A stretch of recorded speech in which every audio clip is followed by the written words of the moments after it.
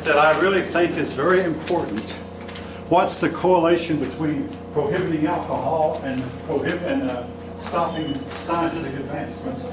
The answer to that is when you prohibit nations that prohibit alcohol drinking tend to prohibit the freedoms that are necessary in order to have scientific achievement.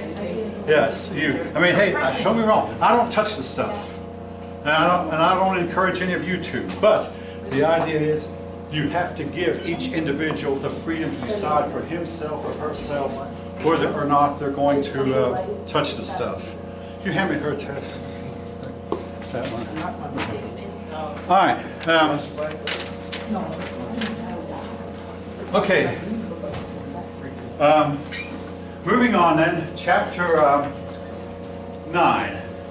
Now we're going to cover these chapters pretty quickly, and for first time I'm going to say this: you really don't have to read the book, and I'm saying that tongue-in-cheek. You can probably pass the test and ace it based on what I write on the board. But again, I say that tongue-in-cheek because maybe I shouldn't say it, but I said that to a pupil in the other class, and her grade went way up. Of course, everybody did on this test.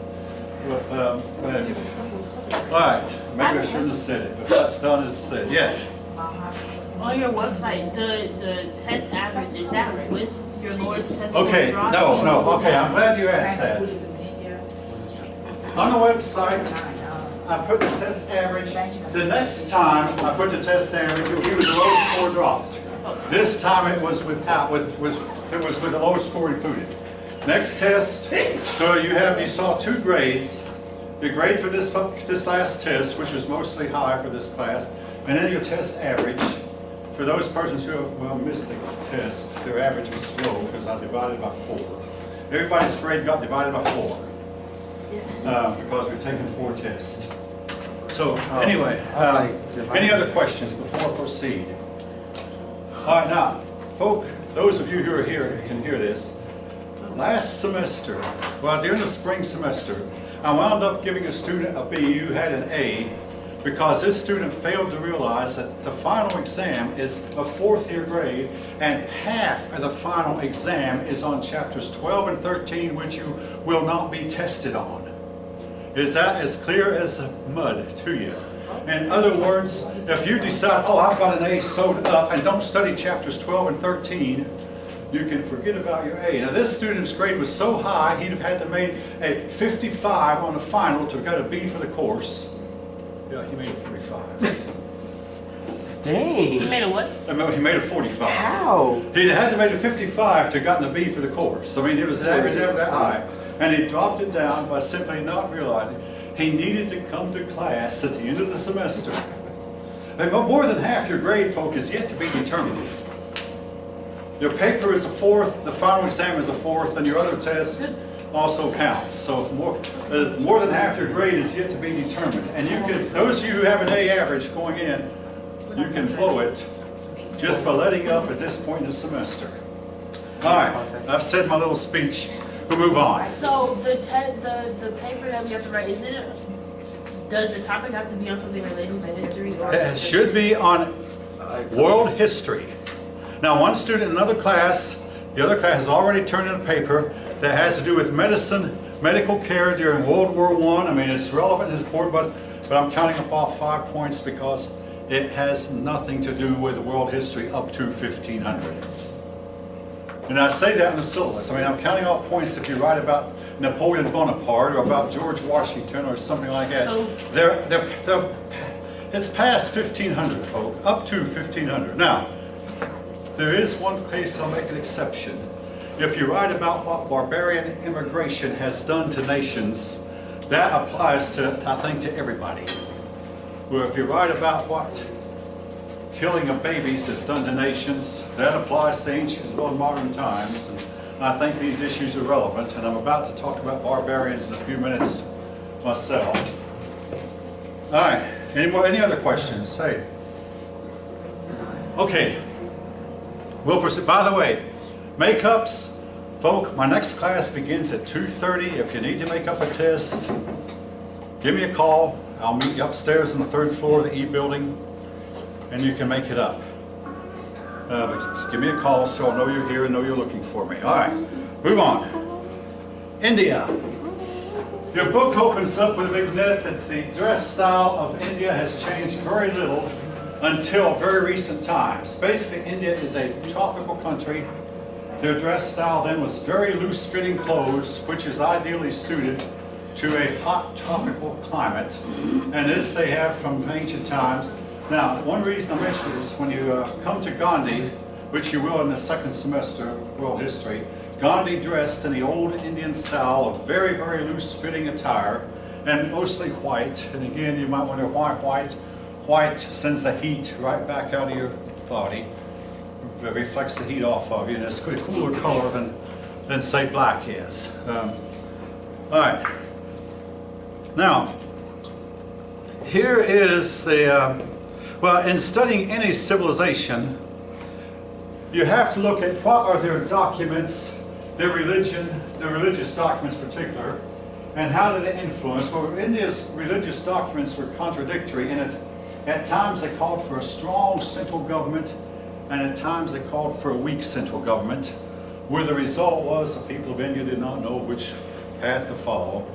And for the most part, they've had a weak central government, and most of their history they were disunited. Now, back to the time of the Mauryans, Chandragupta Maurya, who was a follower of Alexander the Great, he founded a dynasty, and under his dynasty, India was unified. Then the unification broke down. North and South could not stay united. Now, I'm not going to ask you to learn any other name other than Mauryan, perhaps, because we already mentioned him, but there were a couple of other dynasties. There was a Chola, and there was a few other. We're not going to learn those names, but what eventually happened, folk, and this, I felt like is something I've never quite said before in any other class. The Indian unity, such as it was finally broken up, and their civilization almost came to an end because of nomadic invaders coming from what is today Pakistan, came in, destroyed the kingdom, and it took India centuries to recover. Now, boy, you might say, what is so unique about this? This is in the book, it's standard history. But what makes this so important or so relevant, I think, is the issue of allowing persons into your country who are less civilized than you are. It is a hot issue in the year 2018, not just in the United States, but in Europe also. What do you mean? And what do I mean? A lot of people in the country are less civilized. Okay, I mean, you might feel differently about it than I do, but I have to remind you that throughout history, these nomadic invaders, semi-barbaric or basically uncivilized people, have come in and destroyed the countries they came into. This was true of the Roman Empire, this was true of India, this was eventually became true of China. If you want to argue, find some logical arguments and go from there. But I mean, again, folks, this is in your book. If you want to look it up. All right. Let's say that humanity is a sea and ocean of people. The sea is always level. How do you get water rising above sea level? You have to put it in a container, basically, and separate the water in the container from the rest of the water is the only way you can get. And now, again, they might say, what's the symbolism here? If you want to be in a civilization that rises up above the rest of humanity, you've got to build walls and isolate yourself from those people who will not rise up with you. Build a wall. And I say that tongue in cheek. I mean, if you think I'm scared about saying that, you're right. I really am, because this is, in fact, a hot issue. Build a wall. Well, we have a group that says build bridges, not walls.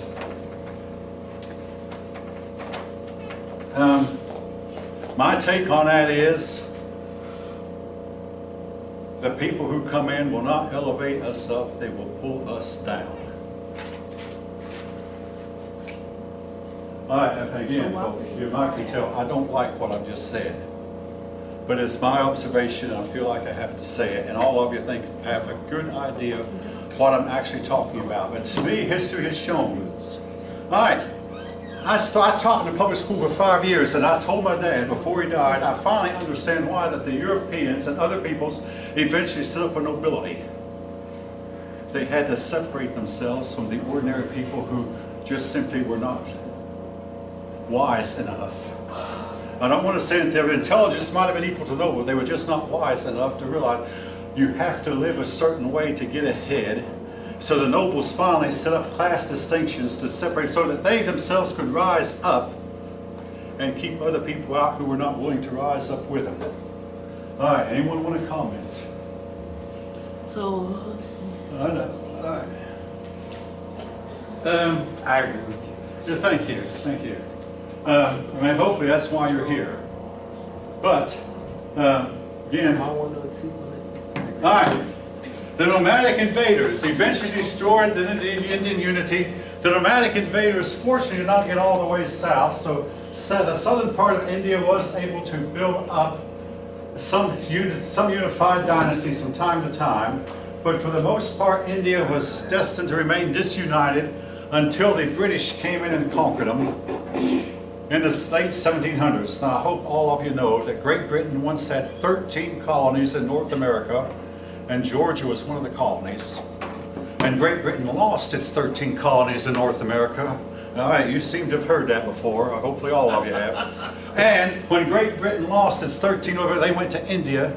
And the general who surrendered at Yorktown, Cornwallis, was the one who helped them conquer India. Cornwallis went to India and helped Robert Clive conquer them, but the outsiders eventually united India.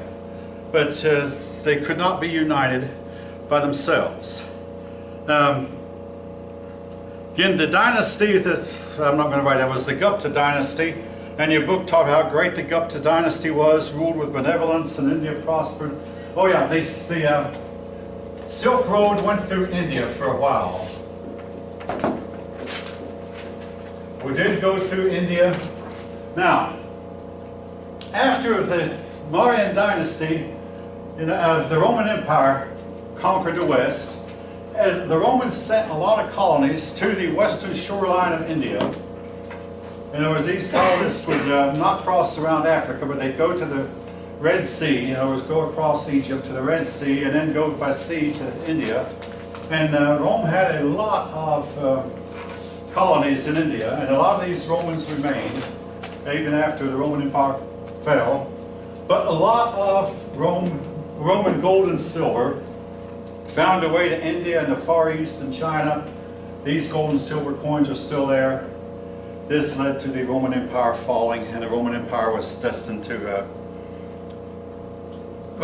Western Europe civilization was destined to be without much gold and silver for about 1,000 years. Now, during the time, though, before the barbarians came in, India came to be looked on as a place for spiritual enlightenment. So a lot of people from the Far East, from China and Japan and Korea and Vietnam would come to India to try to find spiritual enlightenment. And this, by the way, is a trend that was going on even by people my age. And the Americans, young American, mostly men, would go to India to try to find spiritual enlightenment. And they would complain about the bugs in the food and all that stuff. And finally the Indian government said to them, you find your spiritual enlightenment in the United States, don't come here. You people are too spoiled to live here among us. pardon? A lot of Americans my age, when they were young, would go to India to believing they could find spiritual fulfillment with Hinduism or Buddhism. And the Indian government finally said, we don't want you here. All right, now we come into a system that you have where you have a weak central government. Now we're going to run into feudalism 3 times in the course of history, here in India, and then later in Japan, and then finally in Europe. Under feudalism, you have a king, but he's only a figurehead. I mean, he wears a crown, he passed on to somebody, he's only a figurehead. He has hardly any real authority. But that's not a constitutional monarchy like what Great Britain has. The power resides in the nobles. Now, why is a nobility necessary? Well, it isn't today.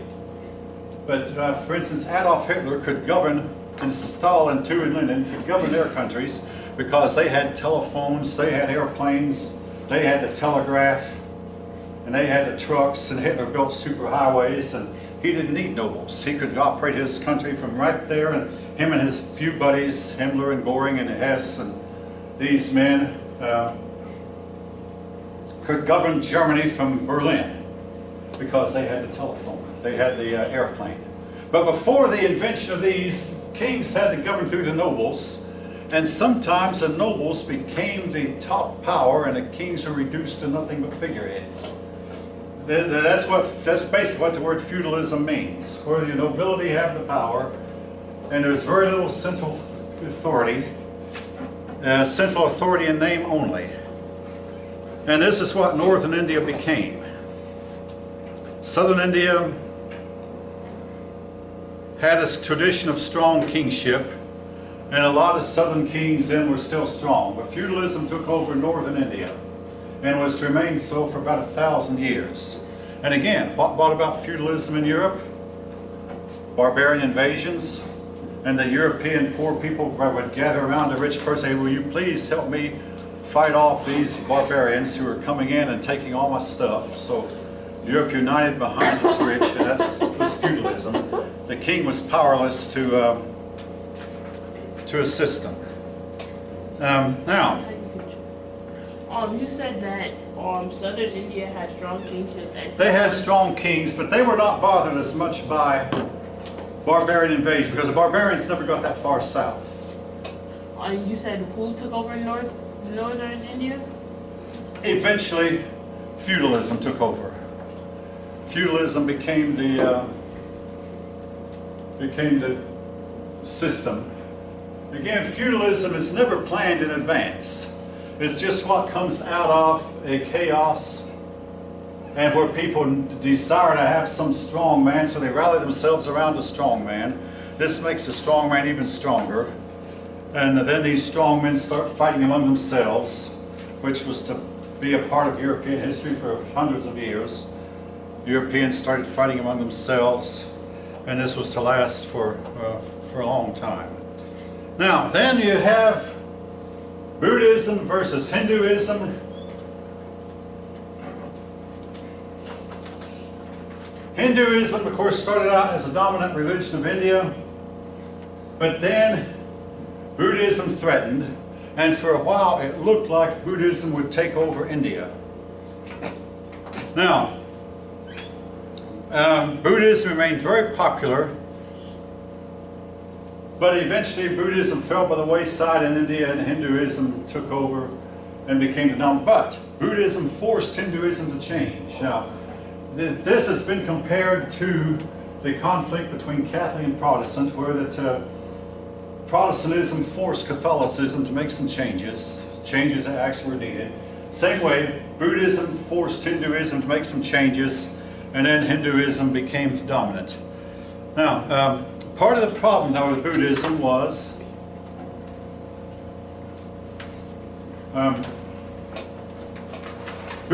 Buddha's sayings were not written down till 200 years after his death. When I think 200 years ago, James Monroe was president. Nobody alive can remember him. I mean, 200 years ago. Well, so this group over here would say, well, Buddha actually said this. But other people, no, Buddha really said that. And nobody knew for sure what Buddha actually had said in a lot of cases. This was a problem that Buddha had. But Buddha started out, all right, the religious founders are oftentimes classed in three classes: the sage, the prophet,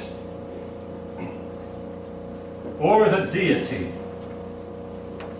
Buddha started out as a sage, and a sage is a very wise person, a wise teacher. He skipped the prophet business and went straight from being a sage to being a deity. Buddha eventually became divine among his followers and ceased to be just a sage, but he became became essentially a god. And this is strange because we're not even sure that Buddha himself even believed there is a God. But nevertheless, he became a god after a while to a lot of his followers. And another thing that really hurt Buddhism in the long run. Buddhism taught that all the castes were equal, and on a level of the soul, everyone was equal, and anyone could go from any caste straight to nirvana. Well, the Hindus said, no, wait, we're not all equal. Hinduism is hierarchical, and you had to go through, start out as a lower caste and work your way up to nirvana by slow, gradual means. Well, Buddhism appealed to the lower castes, obviously. But as time went on, Buddhism's appeal became less and less because it offended the upper classes. And folk, you can't do that and expect your religion to get ahead. You have to keep the upper classes happy. Buddhism didn't, so that had a lot to do. Basically, Buddhists undermined the caste system. And the people of India just had the caste system, and I say written in their psyche, their very nature was caste. To some extent we all do, but not to the extent that these people did. And Buddhism then undermined itself by going against the caste system. Now, to counter this, Hinduism came along and simplified its rituals because so many people complained that they didn't have time for all of it. They simplified their rituals, and eventually they said anyone from any caste can go straight to nirvana if you're good enough. You don't have to come back. I mean, if you're a middle of the warrior class, you don't have to come back as a member of the priestly caste, or a member of the governing caste. You can go straight from any caste. This is copied from Buddhism, and eventually then, once Hinduism made these a few changes, it became the dominant religion of India. Now, there was another thing that went on in Buddhism split into two factions. Now, one faction believed that you could, all you had to do was adhere to the original teachings. Just be good and understand his teachings. That was all that was necessary. But another group taught it was behavior. Now, this reminds me a lot of the conflict in Christianity between faith and works.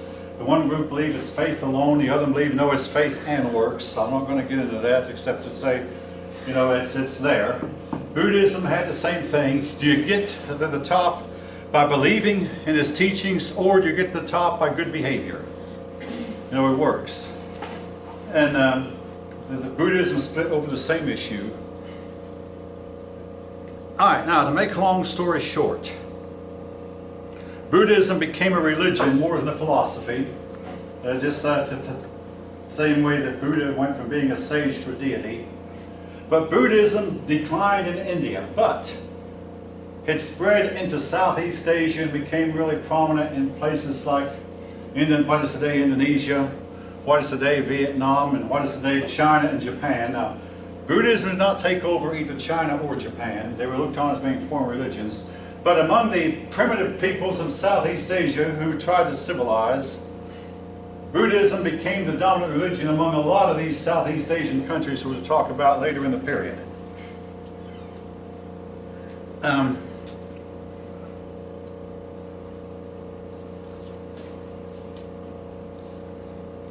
So Hinduism revived,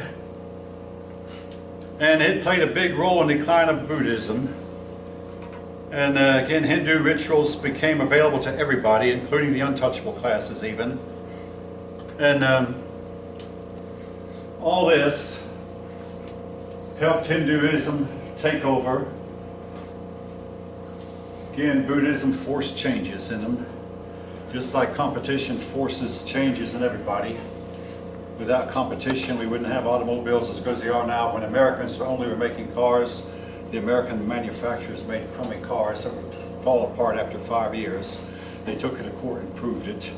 But then the Japanese came in and the Germans came in and forced American manufacturers to make better cars. And today, if you buy American, your car is probably just as good as a car made in Japan. Anyone want to comment? You're welcome. I mean, that's not really off subject. It's competition, basic competition. It forces you to improve, or you go out of business.